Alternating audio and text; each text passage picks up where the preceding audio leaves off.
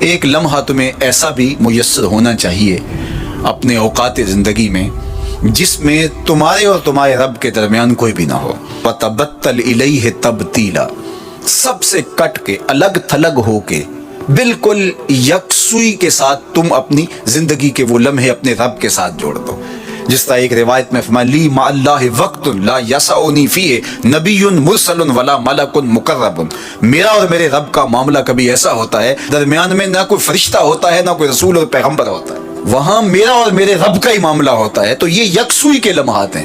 تو ہمیں بھی حضور علیہ الصلوۃ والسلام کے سینے سے نور لے کے اپنی زندگی میں کچھ ایسے اوقات مقرر کرنے چاہیے. اور وہ بہترین وقت میرے رب نے خود بیان فرمایا ناشئۃ اللیل ہے، وہ سحری کا وقت ہے، وہ رات کے لمحے ہیں، وہ پچھلے پہر کی مبارک گھڑیاں ہیں جب رحمتیں چھم چھم اتر رہی ہوتی ہیں اور اللہ کی رحمتیں بندے کا استقبال کر رہی ہوتی ہیں.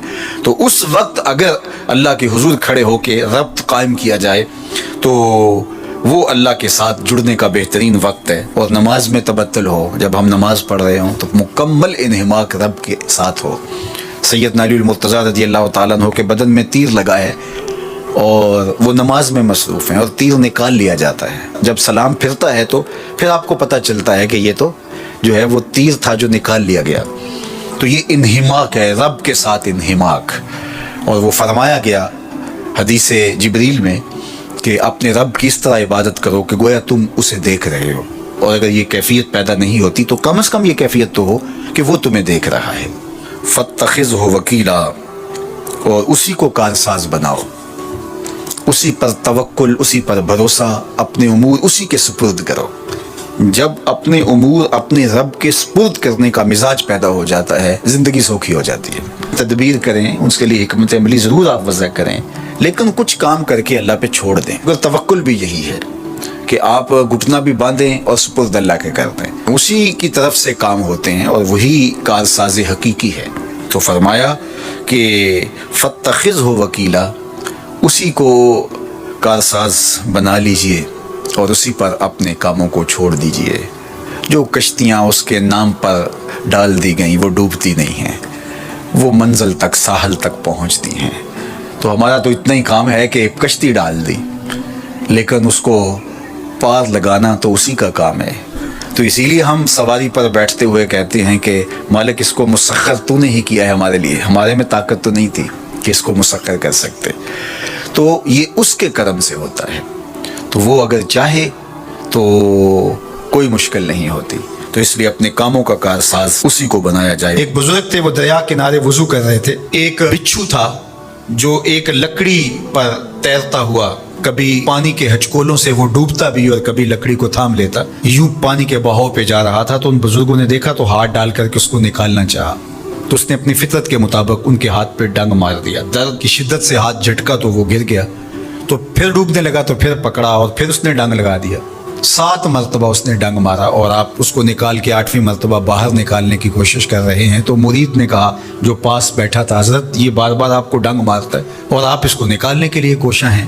فرمایا وہ اپنی بری فطرت سے باز نہیں آتا، میں اپنی اچھی عادت سے باز کیسے آ جاؤں. تو لوگوں کے ساتھ رویہ اچھا رکھے، وہ جو بھی رویہ رکھے. ہم کہتے ہیں کوئی اینٹ اٹھائے گا تو ہم آگے سے پتھر اٹھائیں گے، تو یہ کیا کمال ہوا. لوگ کہتے ہیں تم 1 قدم پیچھے ہٹو گے میں 10 قدم پیچھے ہٹوں گا، تو یہ کیا کمال ہوا. تم کہو میاں تم جتنے مرضی قدم پیچھے ہٹو، میں بھاگ کے تمہارا دامن پکڑ لوں گا، تمہیں جانے نہیں دوں گا. ایک دن تجھ کو بھی جیت لوں گا محبت کے زور پہ. ہم کہتے ہیں کہ فلاں میرے ساتھ اچھا سلوک کرتا ہے تو میں بھی اچھا کرتا ہوں، فلاں کا سلوک میرے ساتھ اچھا نہیں ہے تو ٹھیک ہے، جس طرح وہ چلتا ہے میں بھی اسی طرح چل رہا ہوں. یہ تو پھر برابری ہوئی. اگر کوئی برائی کے ساتھ معاملت کرتا ہے تو آپ بھی اس کے ساتھ ایسے ہی کرتے ہیں، تو برائی میں برابر ہے.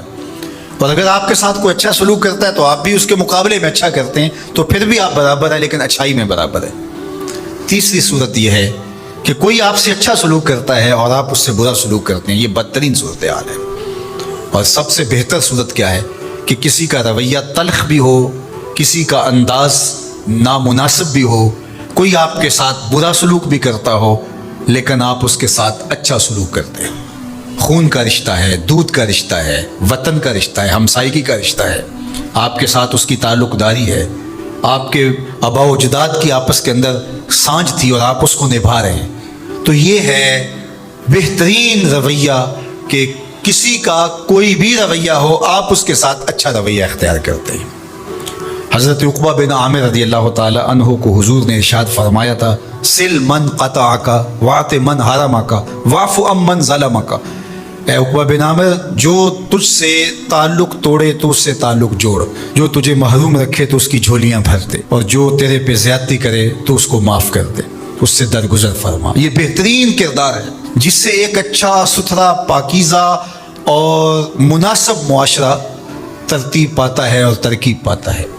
تو میرے اور آپ کے آقا و مولا نے ہمیں یہ تلقین کی، بلکہ فرمایا جو یہ چاہتا ہے کہ اس کی عمر میں برکت ہو اور رزق میں اضافہ ہو، وہ رشتہ داروں کے ساتھ سلوک اچھا کرے۔ یہ راز ہے عمر میں برکت کا اور رزق میں اضافے کا۔ رشتہ داروں کے ساتھ اگر سلوک اچھا کرو گے تو تمہاری عمر میں بھی برکت ہوگی، تمہارے رزق میں بھی برکت ہوگی۔ تو ہمیں یہ تلقین کی کہ رشتہ دار تو دودھ یا خون کی سانچ سے رشتہ دار بنتے ہیں، کوئی عام انسان بھی ہو، ہمیں تو ان کے ساتھ بھی اچھا رویہ اختیار کرنے کی تلقین کی گئی، حتیٰ کہ آپ کے دین پر نہ بھی ہو تو آپ کی ہمسائیگی میں بستا ہے، مستامن ہے، ذمی ہے، تو اس کے ساتھ آپ کا سلوک اچھا ہوگا۔ آپ کا دین آپ کو یہ سکھاتا ہے۔ شیخ سعدی بولے، شنیدم کے مردان راہ خدا، دلے دشمنا ہم نہ کردن تنگ، تو را کے میسر شود ای مقام کہ با دوستانت خلاف است و جنگ۔ میں نے سنا ہے کہ جو اللہ کے بندے ہیں وہ تو دشمنوں کا دل بھی نہیں دکھاتے۔ تجھے تصوف کے مراتب رفیع کیسے نصیب ہو سکتے ہیں؟ تو اپنوں سے جنگ چھیڑ کے بیٹھا ہے، تو اپنوں کے گریبان پھاڑ رہا ہے، اپنوں کی پگڑیاں نوچ رہا ہے، اور تو اپنی رشتہ داریوں کو توڑ رہا ہے، تو اپنے ہم منصبوں کے ساتھ الجھاؤ میں مبتلا ہے، اپنے ہم مسلکوں ہم مشربوں کے ساتھ تیرا الجھاؤ چل رہا ہے، تیری لڑائی چل رہی ہے۔ تجھے کیسے مرتبہ اور باطن کا نور اور اندر کا اجالا نصیب ہوگا؟ جو اللہ کے بندے ہیں وہ تو دشمنوں کا بھی دل نہیں دکھاتے۔ انسان تو انسان رہے، وہ تو جانوروں کے ساتھ بھی رویہ اچھا رکھتے ہیں کہ یہ اللہ کی مخلوق ہے۔ مخلوق ہونے کے ناطے سے الخلق عیال اللہ، تمام مخلوق اللہ کا کنبہ ہے، اور اس کے ساتھ اس نے سلوک، ان کا کچھ بھی رویہ ہو، حضور کے غلام اور اسلامی معاشرہ، اس میں یہ کس طرح